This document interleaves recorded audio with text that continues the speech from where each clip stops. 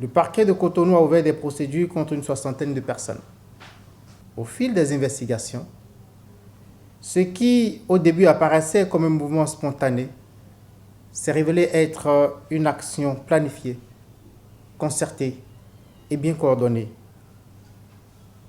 Les auteurs des violences se déplaçaient en effet en bande et ne s'attaquaient qu'aux infrastructures et aux personnes précédemment identifiées. Un faisceau d'indices issus des différentes procédures permet d'établir, d'une part, des liens entre les différentes personnes interpellées et d'autre part, entre ces personnes et des commanditaires.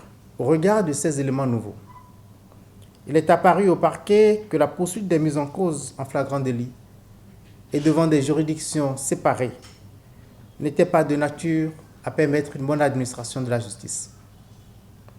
C'est pourquoi, à l'audience des flagrants délits tenue hier, mardi 28 mai 2019, au tribunal de première instance de première classe de Cotonou, sur réquisition du ministère public, le tribunal s'est déclaré incompétent et a renvoyé le parquet à mieux se pouvoir.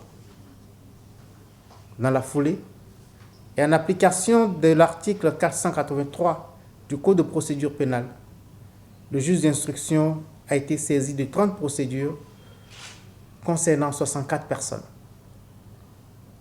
Le juge d'instruction a inculpé toutes ces personnes des chefs de violence et voies de fait, participation à un attroupement armé, incitation directe à un attroupement armé, entrave à une enquête de police. Puis, il a saisi le juge de liberté et de la détention.